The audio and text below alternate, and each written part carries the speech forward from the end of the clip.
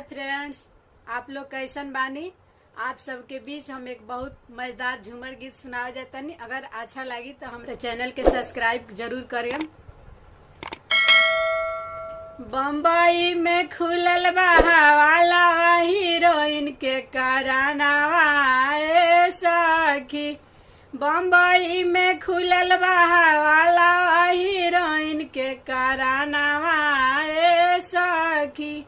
के कर हाथ टूटल, के कर गोड़ावा, के कर छूटल बा परानावा हीरोइन के करानावा ए सखी।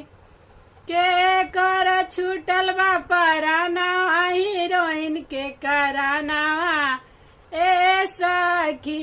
बूढ़ावन के हाथ टूटल, जवान कन के गोड़ावा, बूढ़ावन के हाथ टूटल, जवान कन के गोड़ावा।